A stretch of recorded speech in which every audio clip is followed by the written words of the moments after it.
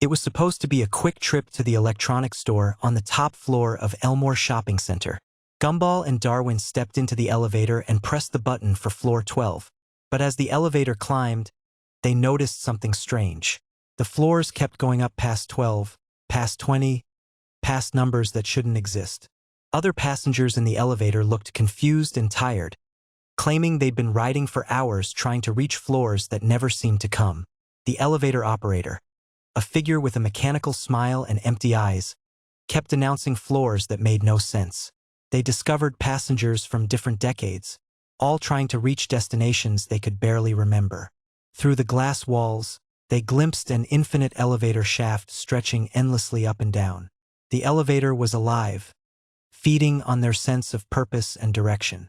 The elevator operator explained that all journeys must have destinations, and the elevator would provide eternal travel to anywhere they wished to go. But the boys realized the only way to escape was to stop choosing destinations entirely. As the elevator offered them every floor they could imagine, Gumball and Darwin refused to press any buttons. Slowly, the supernatural hold began to weaken, and they led the other passengers toward freedom. They escaped back to the normal shopping center, but they could never look at elevators the same way again.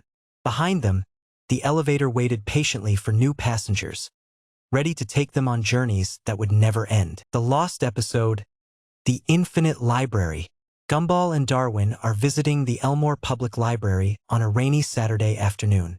They're looking for something fun to read while waiting for the storm to pass. The library seems normal at first, tall shelves filled with books, quiet reading areas, and the familiar smell of old paper. As they browse through the children's section, Gumball picks up a book with no title on the cover. When he opens it, the pages are completely blank. Darwin suggests they find something else, but Gumball is curious about the mysterious book. Suddenly, words begin to appear on the blank pages, writing themselves as they watch. The text reads, "Once upon a time, there were two brothers who entered a library where stories came alive." Darwin backs away nervously, but Gumball continues reading. The story describes them perfectly: a blue cat and an orange fish exploring a library. As Gumball reads aloud, the library around them begins to change. The other visitors in the library freeze mid-motion, like characters paused in a story. Books begin floating off the shelves, their pages fluttering open to reveal glowing text. The words lift off the pages and swirl through the air like living things. Gumball and Darwin realize they can't find the exit. Every aisle they walk down leads to more bookshelves stretching endlessly in all directions. The library has become an infinite maze of stories. Characters from various books begin emerging from the pages: fairy tale princesses, pirates, dragons, and knights. But they're all wrong somehow. The princess has too many teeth, the pirates have hollow eye sockets, and the dragons breathe words instead of fire. A librarian appears, but she's made entirely of text words flowing across her skin like living tattoos. She speaks in a voice that sounds like pages turning. "Welcome to the Infinite Library. Here, every story is real, and every reader becomes part of the collection." The text librarian explains that they've entered a place where all stories exist simultaneously. Readers who stay too long become characters themselves, trapped forever in an endless narrative loop. Gumball and Darwin try to run, but the books follow them. Adventure novels create dangerous quests they must complete. Horror stories spawn monsters that chase them through the aisles. Romance novels try to force them into awkward situations with fictional characters. They discover other people who have been trapped in the library for years, decades, even centuries. These lost readers have become living stories themselves. A man who can only speak in rhyme because he read too much poetry. A woman who ages backwards because she got stuck in a time travel novel. The only way to escape, they learn, is to write their own ending in the blank book that started it all. But every time they try to write the end, the library creates new plot twists to keep the story going. Gumball realizes that the library feeds on the lost episode of The Amazing World of Gumball that never aired. It started on what seemed like an ordinary Tuesday at Elmore Junior High. Gumball and Darwin walked through the familiar hallways, but something felt different. The usual chaos was replaced by an eerie silence that made their footsteps echo unnaturally. Miss Simeon's classroom was empty, yet they could hear her voice coming from inside the walls, reciting lessons to students who weren't there. The brothers exchanged worried glances as they noticed other classmates moving through the corridors like sleepwalkers. Penny floated past them without her usual cheerful greeting, her shell reflecting images that weren't really there. Banana Joe walked by, but his peel was turning an unnatural shade of brown, and his eyes had become hollow black voids. When they reached their classroom, they found their desks arranged in a perfect circle, something that had never happened before. The chalkboard displayed equations that hurt to look at directly, symbols that seemed to shift and writhe when observed. Darwin whispered that maybe they should leave, but when they turned around, the door had vanished, replaced by solid brick wall. The school's PA system crackled to life, but instead of Principal Brown's voice, they heard their own mother Nicole speaking in a monotone that chilled them to the bone. She was calling them home for dinner, but the words were all wrong, describing a meal that no living creature should ever consume. The announcement repeated endlessly, each repetition becoming more distorted and mechanical. As they searched for another way out, the hallways began to stretch impossibly long. Lockers opened and closed by themselves, revealing glimpses of alternate versions of their school where everything was slightly wrong. In one, they saw themselves sitting at desks, but their eyes were completely white, and they were writing the same word over and over again in notebooks that never seemed to fill up. The fluorescent lights above started flickering in patterns that almost resembled Morse code, spelling out messages that made no sense but filled them with inexplicable dread. Other students began appearing in doorways, but they stood perfectly still, watching Gumball and Darwin with expressions that were too wide, too knowing, too empty of the spark that made them who they were. Time seemed to move differently in this version of their school. They walked for what felt like hours, but the clocks on the walls all showed the same time, frozen at exactly 3:33. The temperature dropped noticeably with each step they took, and their breath began to form visible clouds in the increasingly cold air.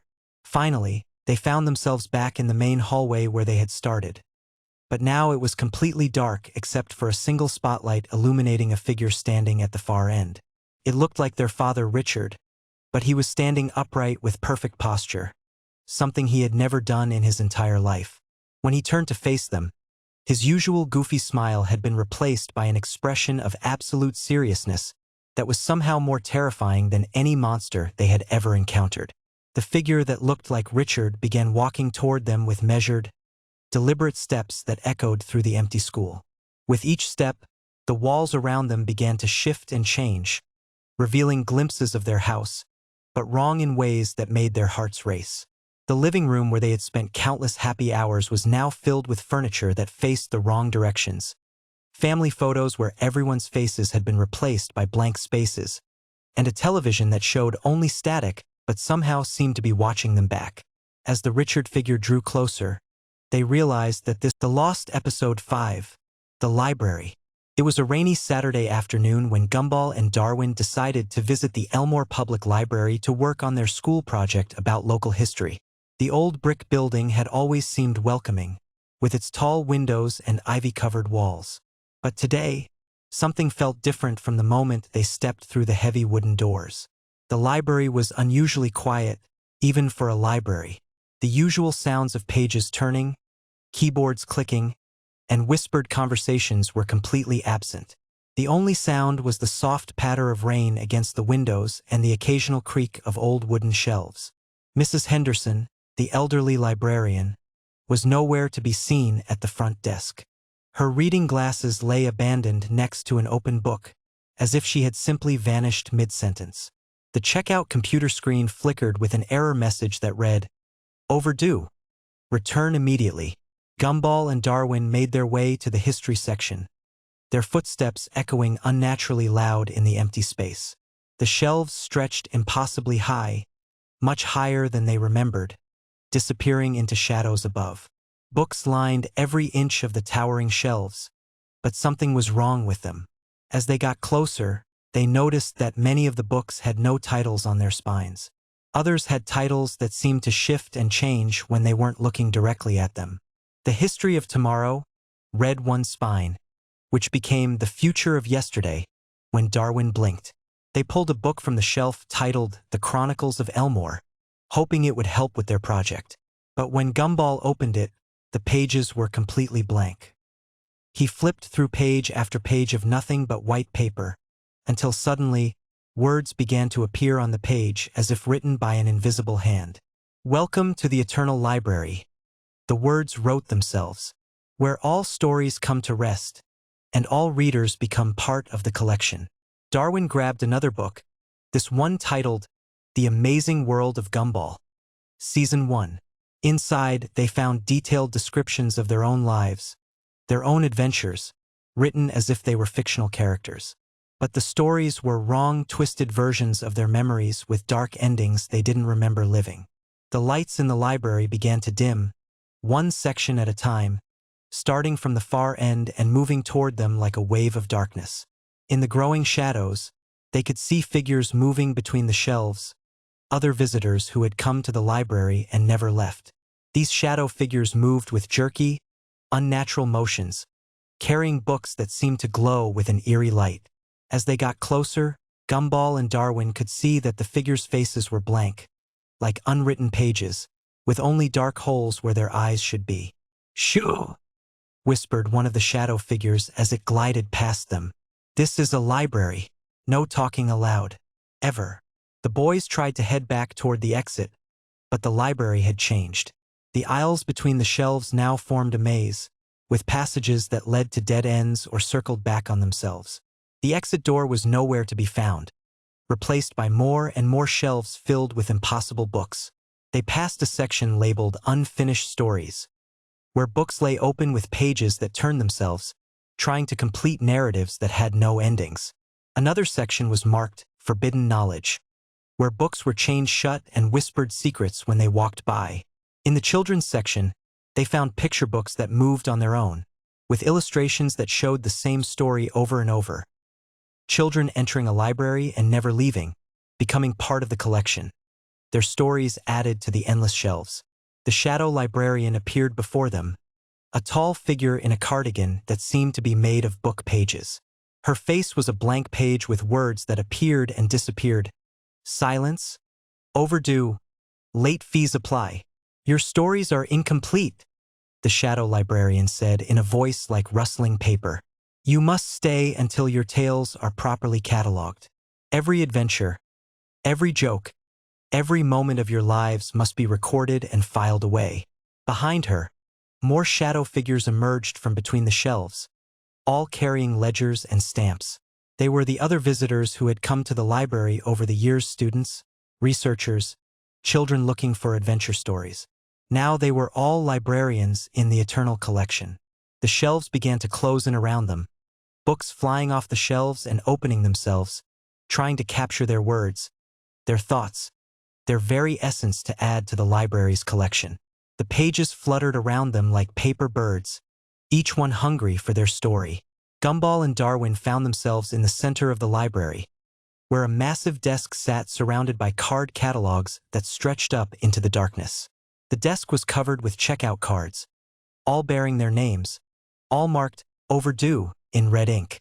"Every story must have an ending," the shadow librarian intoned, raising a stamp that glowed with dark energy. "And your ending is here, in the eternal library, where all tales come to rest." The stamp came down toward them, ready to mark them as permanent additions to the collection. The last thing they heard was the sound of pages turning, endless pages turning, as their own story was written into the library's eternal catalog. And then silence. This episode was reportedly found in the basement of the old Elmore Public Library after it was closed for renovations. Workers discovered a single VHS tape hidden behind a loose brick in the wall, along with checkout cards bearing the names of children who had visited the library decades ago and were never seen again. Those who have watched this episode report feeling uneasy in libraries and bookstores. Some claim to hear the sound of pages turning when they're alone with books, and others say they've seen their own names written in books they've never read. Remember, every story must have an ending, and some endings are written in libraries that never. The lost episode of The Amazing World of Gumball. was never meant to be found. It started when Gumball discovered an old yearbook in the school library. The pages were yellowed with age, and the photos showed students he'd never seen before. But their names were all wrong. Where it should have said Darwin Watterson, it read Marcus Thompson.